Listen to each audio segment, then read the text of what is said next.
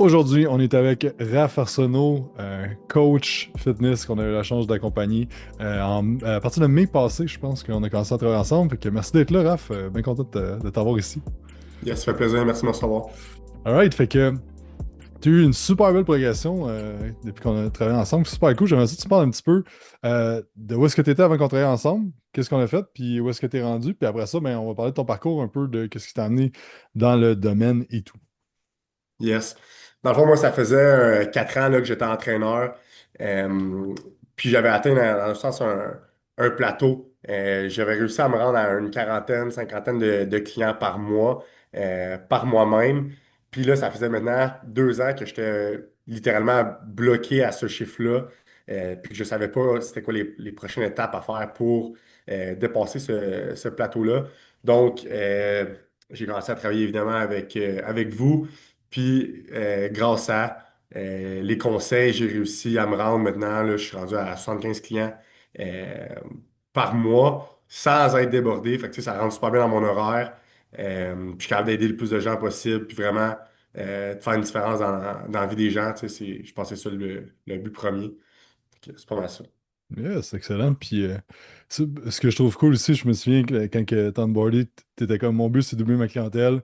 Puis, je m'en fous du nombre d'heures, je m'en fous de comme qu'est-ce que ça Mhm. prend. Puis, je pense que moi, ce que j'aimais de ça, c'est exactement ça le mindset qu'il faut avoir. Là, parce que c'est pas un claquement de doigts. Là. Il y a des affaires qu'on peut faire pour que ça accélère, mais je veux dire, t'en as quand même travaillé une petite shot pour, pour doubler ça. Là. Ouais, c'est sûr. Tu sais, je pense que si tu veux scaler, tu veux augmenter, tu sais, autant un entraîneur qu'un travail autonome, il faut que tu sois prêt à mettre les bouchées doubles. Tu sais, je l'ai fait, faire des 7 à 7, je l'ai fait. J'ai pas dit non, dit non à beaucoup de monde. Puis je pense que quand tu aimes ce que tu fais aussi, ben, les heures travaillées, ils se prennent pas mal mieux. Puis il n'y a pas aucun entrepreneur qui a du succès qui a pas mis les bouchées doubles, surtout au début, je pense. Mhm. Exact, exact. Puis si on parle de chiffres, je pense que c'était autour de un 10 000 par mois quand on a commencé, puis là, t'es plus autour d'un 20 000 par mois steady, Ouais, là. exact. Fait que je te dirais, là, j'ai réussi en 6 mois à doubler là, ce que je faisais. Là. Fait qu'on s'entend, c'est quand même considérable. Euh, Puis, ouais, fait que c'est pas mal ça. Cool, puis d'où ça part tout ça? T'es-tu né entraîneur? T'as-tu tout le temps été là-dedans? De où t'es venu le goût de devenir entraîneur? C'est drôle parce que au début, quand j'ai fait mon cours d'entraîneur, dans le fond, j'étais en train de faire l'école des pompiers. Puis je voulais juste avoir un side job pendant que j'allais être pompier. Fait que, puis justement, pendant que je faisais l'école, je revenais, tu sais, l'école des pompiers, pour ceux qui ne savent pas, c'est assez demandant, là. Tu fais quasiment des 12 heures. C'est vraiment, c'est physique, puis c'est mental, puis c'est quasiment un peu une mini-armée là-bas. Moi, je revenais le soir, puis écoute, je me claquais 3 heures. De la formation que je suivais. Puis pour moi, c'était comme si j'écoutais un film Netflix. Après ça, quand je faisais l'école des pompiers, mon cours préféré, c'était comme le cours d'éducation physique qu'on avait. Là, je commençais à me poser des questions, à me dire, ouais, peut-être que ça peut être plus qu'un side job. J'ai fini l'école des pompiers. Durant l'été, après ça, j'ai commencé à travailler, tu sais, pour une compagnie d'entraîneurs. Puis j'ai vraiment aimé ça. J'aimais ça, tu sais, faire les séances privées, faire les plans, voir la progression de mes clients, vraiment voir l'impact que je peux avoir dans la vie des gens. Puis je me suis dit, écoute, je pense que je peux faire ça dans la vie. Puis je travaillé pendant 1 an pour une compagnie. Puis après ça, je suis parti à mon compte. Puis écoute, j'ai jamais regardé en arrière. Ça n'a jamais été un plan B de écoute, si ça marche pas, je vais avoir le pompier. Non, pas en tout. C'était plan A, that's it, pas de plan B, ça va marcher. Si tu mets les efforts, tu vas être capable de faire une carrière là-dedans. Puis de- d'avoir une belle vie avec ça. Là. Hmm. Puis, mais admettons, quand t'es rentré dans les pompiers, comme tu t'entraînais dessus, t'étais-tu un passionné de gym avant ou c'est comme quand t'as commencé, C'est pompier que sûr que ça. tu sais, moi j'étais un sportif, j'ai joué au hockey, fait que j'ai quand même commencé à m'entraîner jeune. C'était pour le hockey dans le fond. J'aimais ça aller au gym, c'est sûr, mais tu sais, j'étais pas un passionné, tu sais, j'ai pas un background en bodybuilding, rien de ça, mais j'avais toujours aimé ça, mais je pense que j'ai j'ai toujours voulu aider les gens, tu sais, j'étais à l'école pour être enseignant aussi, là, j'avais fait être pompier. Je voulais avoir un impact, je voulais avoir une job, me réveiller le matin, puis savoir que ce que j'allais faire dans ma journée, j'allais aider les gens. Puis je pense qu'avec l'entraînement, je l'ai vraiment trouvé, puis je le ressens vraiment, l'impact que je peux avoir, tu sais, sur la santé, le bonheur même des autres. Puis je prends beaucoup de reconnaissance à travers ça. Fait que je pense que quand j'ai commencé, j'ai comme fait, OK, wow, là, ça, c'est vraiment ce que je veux faire, là. Hmm. Puis ça a été quoi le. Parce qu'on s'entend. Ça devient de moins en moins stéréotypé, mais pas stéréotypé, mais normal. Mais tu sais, le fait que tu t'en allais pompier, qui était une job stable avec un bon fonds de pension, que comme tu vu comme une bonne job, puis que là, tu bifurques comme entraîneur, ça a été quoi un peu ce que le monde autour de toi disait? Est-ce que tout le monde t'encourageait là-dedans ou c'était plus comme Hey, t'es sûr que tu fais là? Pour vrai, moi, je l'ai vu comme une source de motivation. C'est sûr que j'ai lu les commentaires, ben là.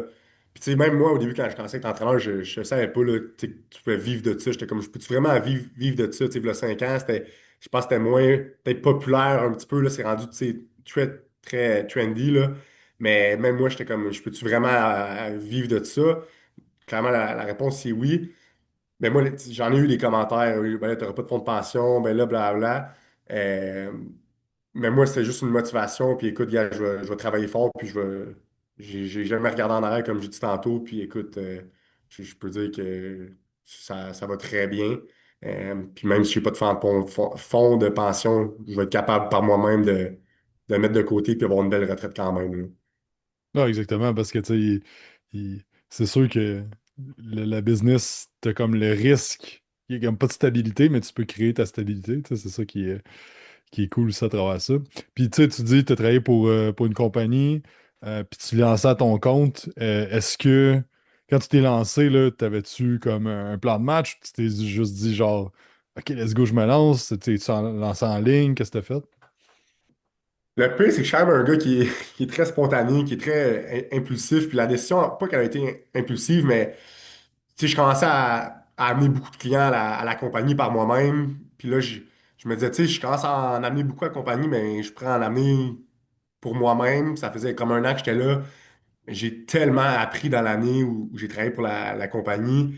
J'ai vraiment grandi. J'ai vu un excellent modèle d'affaires. Tu sais, je ne le ferais pas de façon différente. Jamais je repartirais par moi-même à mon compte en partant. Tu sais, je pense que ce que j'ai fait, je le recommande à tous ceux qui veulent être entraîneurs d'aller tu sais, faire un peu leur marque, apprendre un peu d'un système, apprendre d'un autre entraîneur qui est passé où toi tu veux aller.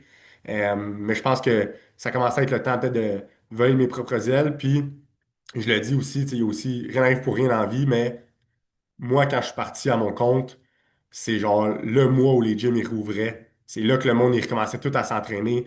Fait que je vais le dire, je pense que dans les 20 dernières années, puis j'espère dans les 20 prochaines années, il n'y aura pas un meilleur moment pour commencer que ce moment-là. Tout le monde a recommencé à s'entraîner, tout le monde cherchait des entraîneurs. Fait que j'ai été, tu sais, dans un sens un peu chanceux. J'ai réussi à me prendre comme un 30 clients assez rapidement, mais je pense à ça. Puis je pense que j'ai jamais regardé en arrière, puis j'étais comme, let's go, on le fait, c'est le moment. Oui, les premiers mois, ça va peut-être être un peu plus tough, mais ça vaut la peine. Puis sur le long terme, ben, ça va rapporter, tu sais. Là, dans le fond, tout ce que tu as fait, c'est que tu as loué un local dans un gym, c'est ça? En partant de haute compagnie. Ouais, exact. Fait que, ben, tu sais, dans le fond, la compagnie pour qui je travaillais était au même gym où moi j'étais, puis eux, ils s'étaient acheté leur comme propre gym. Fait que eux, ils partaient. Moi, j'ai juste décidé de rester là. Fait que, tu sais, ça fait 5 ans que j'étais au même gym. Moi, j'étais super bien aussi là-bas. Fait que moi, je loue un local, mes clients ont accès au gym. Je fais aussi un peu dans la ligne quand même. Mais en majorité, le monde, ils viennent me voir au gym. Fait que c'est quelque chose que j'aime beaucoup. C'est dans mon travail, tu sais, le contact humain, pour moi, c'est important. Je serais pas prêt à faire juste du en ligne. Je pense que j'aime beaucoup le côté personnel que ça l'amène de voir les clients en présentiel. Fait que c'est pas mal ça. Hmm. Ah, puis ça, je pense que c'est important de. Il y a bien des entraîneurs qui sont comme en ligne, ça doit tellement être mieux ou plus le fun ou whatever, mais justement, là, tu sais, si tout c'est ce que tu tripes, c'est le contact humain, je veux dire, en ligne, t'es devant ton ordi à journée longue, là, fait que c'est une autre affaire, là. Ouais. C'est sûr, c'est quoi qui m'a trotté. Tu sais, quand on parle de scaler, puis des fois, je le vois, je sais pas, les gros coachs aux États-Unis, OK, ils font tout du en ligne, puis ben, tu peux avoir plus de clients parce que tu fais du en ligne, tu as un meilleur suivi, etc. Mais tu sais, moi, ce que je me suis rendu compte quand on a scalé, c'est j'aime ça faire des séances. Ma journée passe vite, j'aime ça être avec du monde. Je suis un people guy, tu sais, j'aime ça comme un 45 minutes avec quelqu'un, on s'entraîne, tu vois vraiment aussi ce que tu amènes à la personne parce que tu es capable de voir la progression semaine après semaine versus du en ligne, je trouve que c'est le fun. J'en ai des clients qui habitent loin, ils viennent pas me voir au gym, on fait du en ligne, mais c'est sûr que le client qui vient me voir 2 fois par semaine, ben, tu bâtis une relation qui est différente, puis je pense que ça amène quelque chose de différent, là. Mhm. Ouais, 100%. Puis je pense que, tu sais, je pense que ce que tu as fait d'aller louer un local dans le gym, puis d'avoir un bassin de personnes avec qui tu peux aller échanger, puis tout ça, je pense que c'est un des meilleurs moves que tu peux faire quand tu commences parce que tu te fais mettre d'un bassin où est-ce que tu as des clients qui sont là. T'es pas en ligne sur Instagram avec 12 followers, puis là, faut que tu bûches pour aller chercher chaque follower, puis surtout à cette heure, là, tu sais. Fait que je pense que ça, c'est une bonne affaire. Puis c'était quoi un peu ton. Je sais pas comment t'allais chercher tes clients, t'allais jaser avec la monde, c'est le gym qui te le fournissait, comment tu faisais? Tu sais, c'est ça qui est drôle, c'est que j'ai quand même réussi à me rendre à un certain nombre de clients sans vraiment avoir de structure. Tu sais, c'était de faire des posts sur Instagram. Après ça, oui, j'avais du monde qui venait de voir au gym. Après ça, ben là, plus que tu passes de temps au gym, plus que le monde y te voit. Ça fait comme un peu un effet boule de neige. Après ça, tu sais, c'est sûr, j'ai eu je vais dire, des clients pliés. Tu sais, j'ai une cliente en tête, elle avait perdu comme une cinquantaine de livres, puis elle avait un gros following de femmes québécoises qui ont voulu avoir la même transfo qu'elle.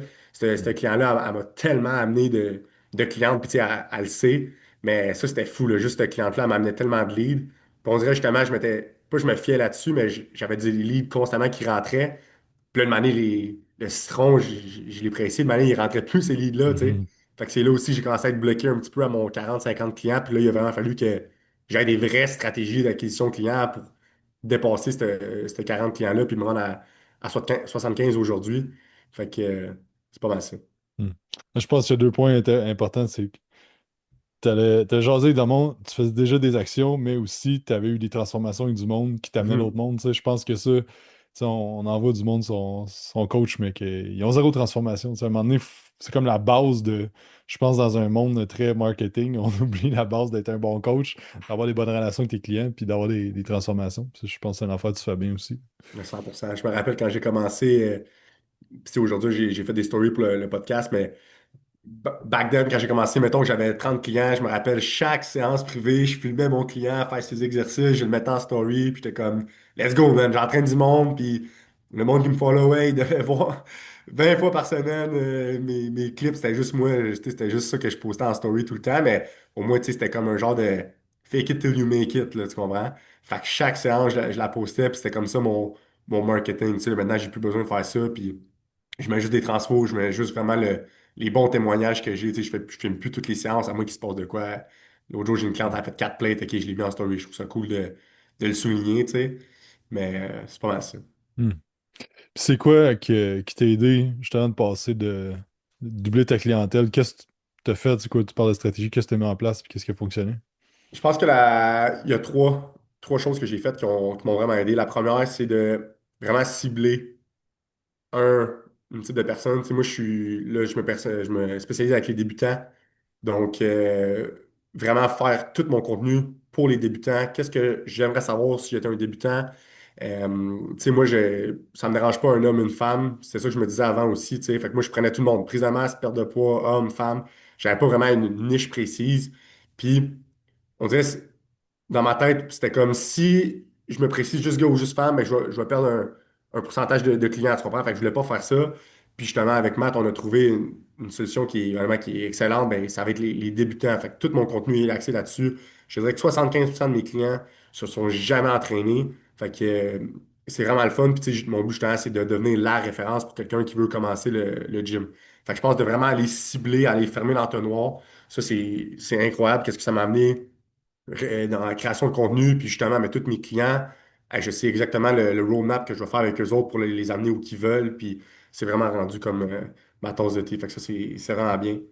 Je trouve Après ça ça, intéressant comme niche parce qu'il y a beaucoup de monde qui veulent avoir du monde plus intermédiaire. mhm, Puis justement, le fait que tu sois dans le gym, puis que tu aimes faire des séances, c'est comme, tu sais, je pense que c'est important de se reculer à un moment donné puis de regarder un peu pas la compétition, mais tu sais, où est-ce que tout le monde s'en va. Puis je pense que comme tu t'es bien positionné dans une place parce que tout le monde est comme plus dans le monde intermédiaire, mais c'est comme, OK, débutant, puis c'est ça que mhm, j'aime faire. Puis comme tu dis, ben, après ça, tout est plus simple, tu sais. ouais, ouais.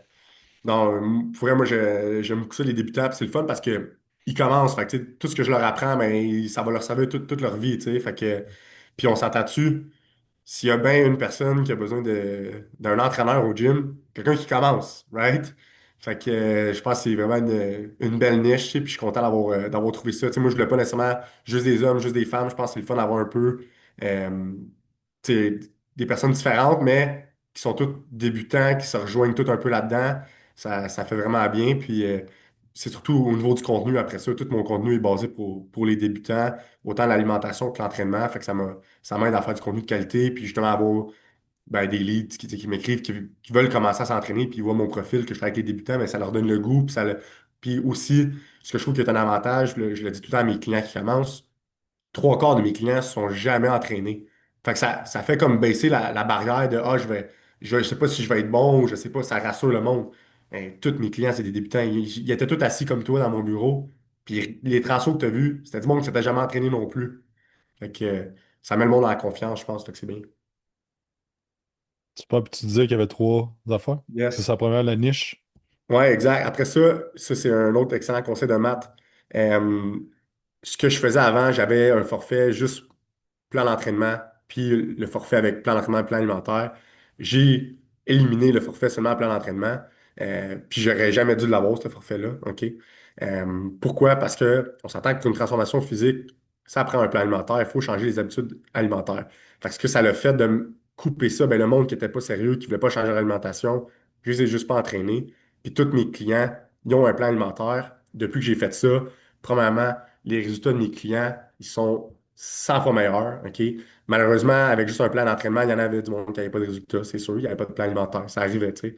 Je te dirais qu'avec un plan d'entraînement, un plan alimentaire, quelqu'un qui le suit, c'est dur de ne pas avoir des résultats, là. Fait que ça fait plus de transfo, ça donne des meilleurs résultats clients. Puis le plus important, le monde qui embarque dans mon coaching, c'est du monde qui sont sérieux. C'est du monde qui sont prêts à changer leur habitude de vie, changer leur alimentation.